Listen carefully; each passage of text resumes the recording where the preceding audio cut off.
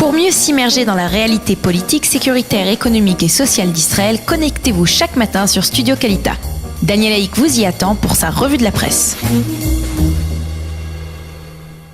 Alors voilà, effectivement, cette revue de la presse et des médias israéliens de ce matin nous parle essentiellement avec des manchettes des quotidiens israéliens de la manifestation, de la grande manifestation de protestation des Druzes contre la loi sur l'État-nation qui s'est tenue hier soir, Kikar Rabin à Tel Aviv. La colère de nos frères, titre le Yediot Ahronoth, qui s'empresse d'affirmer qu'il y avait plus de 90 000 Druzes et sympathisants de la communauté hier, donc sur la place Rabin à Tel Aviv. Le journal nous montre une photo aérienne impressionnante de cette marée humaine.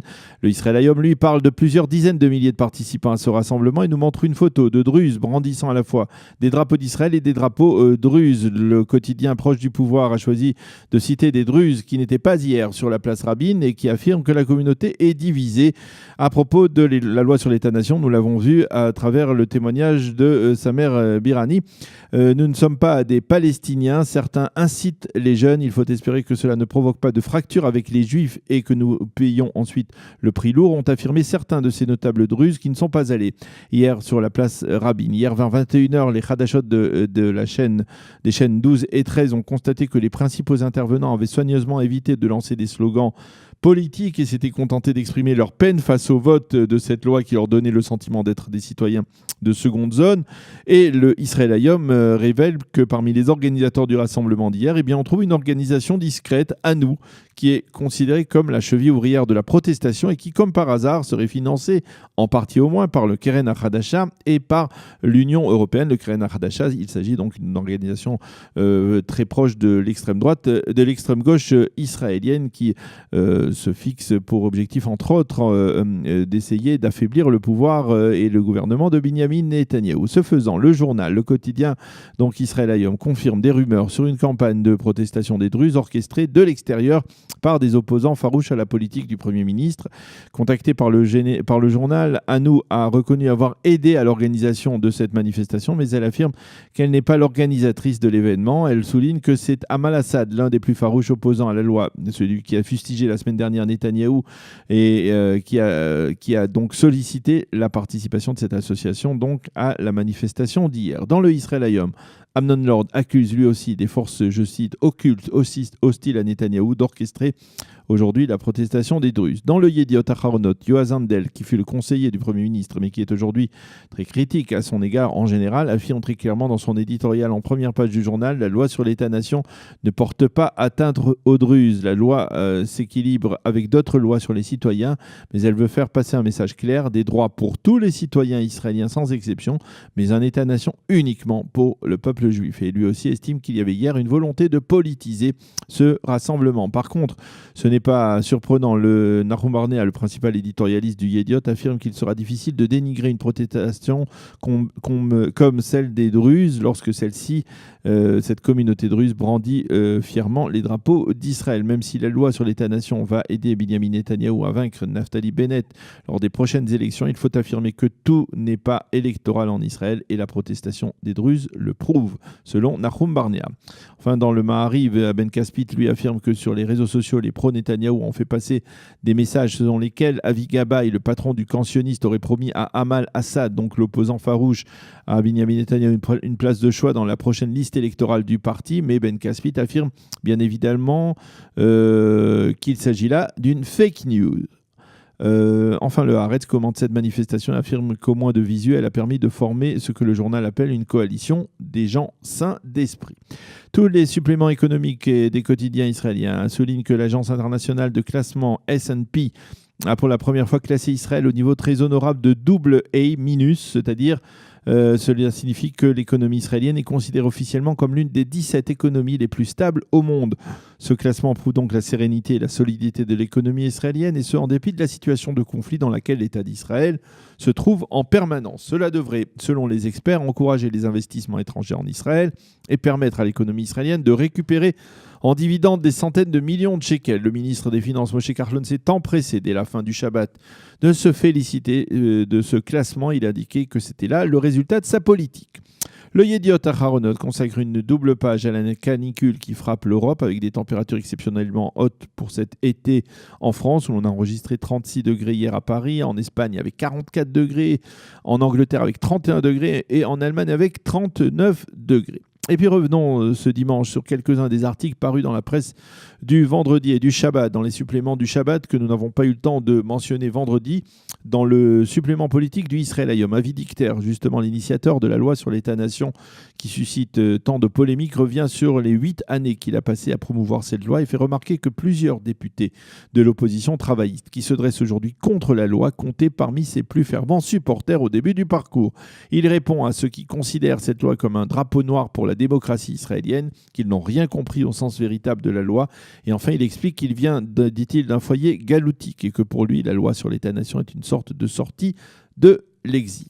Toujours à propos de cette loi, le supplément politique du Israël Hayom interroge la ministre de la Justice, Ayelet Shaked, qui affirme que la Cour suprême n'a pas le droit de casser ou même de toucher cette loi sur l'État-nation. Si des députés ont un problème avec la loi, eh bien qu'ils essayent de la faire changer devant la Knesset et évitent de se tourner devant la Cour suprême. Et face à elle, dans cet entretien croisé, Ayelet Shaked trouve Auriel Reichman, qui est le fondateur et le président d'IDC, le centre universitaire et multidisciplinaire d'Herzliya, qui rappelle, lui, que la déclaration d'indépendance a défini clairement le statut de tous les citoyens de l'État d'Israël. Quant à la loi sur l'État-nation, elle réduit l'influence de la déclaration d'indépendance et provoque un changement conséquent. C'est pourquoi il estime que la Knesset doit faire machine arrière à propos de cette loi.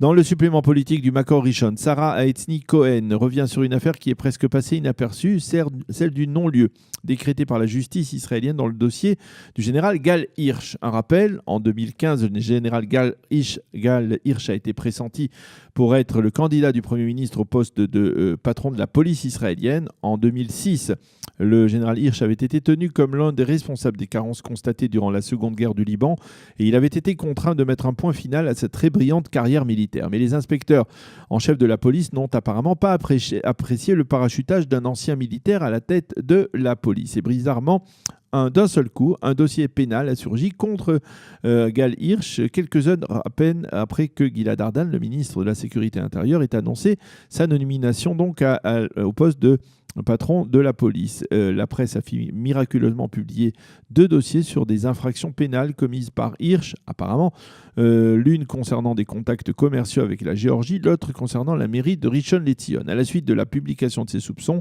Gal Hirsch a été contraint de démissionner. Aujourd'hui, 3 ans plus tard, la police a reconnu qu'il n'y avait rien de tangible dans les soupçons qui pesaient sur Gal Hirsch, que ce soit dans son affaire en Géorgie ou dans le dossier de Rishon LeZion. Dans le dossier, apparemment, il n'y a pas eu de décision définitive, mais cela n'aurait pas abouti. Et pour Sarah Cohen-Haetzny, cette issue est intolérable. On a pris, écrit-elle, un officier supérieur rempli de valeur qui a sacrifié sa vie pour la nation et on l'a brisé injustement. C'est préoccupant de voir comment de telles injustices peuvent se produire. Donc, elle montre donc d'un doigt accusateur les responsables de la police israélienne qui sont soupçonnés donc d'avoir voulu détourner ou empêcher donc la nomination de Gal Hirsch au poste de chef de la police israélienne il y a 3 ans.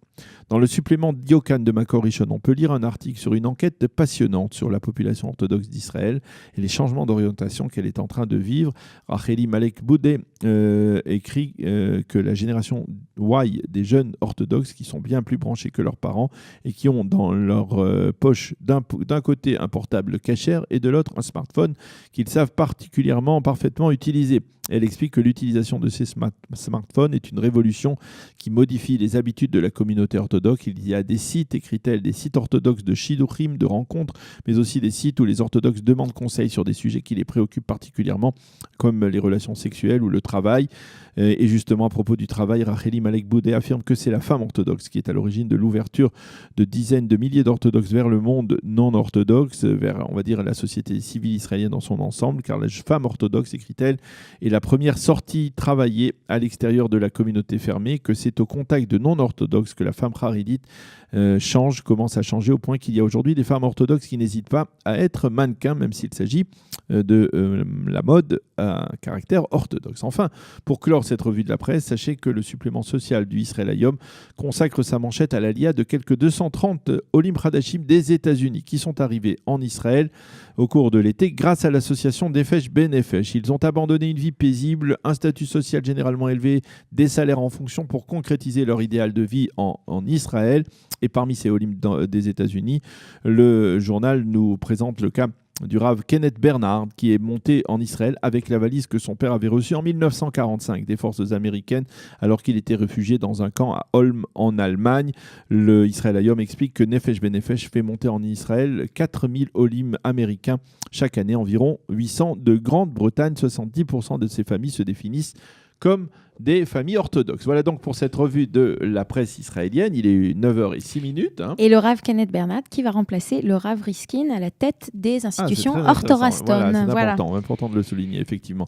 Il est 9h déjà 7 minutes. Eliana, nous terminons cette heure d'actualité par les programmes de Cathy Choukroun. Alors les programmes de Cathy Choukroun sont un petit peu spéciaux cette semaine, aujourd'hui, puisque nous sommes allés la semaine dernière à Netanya.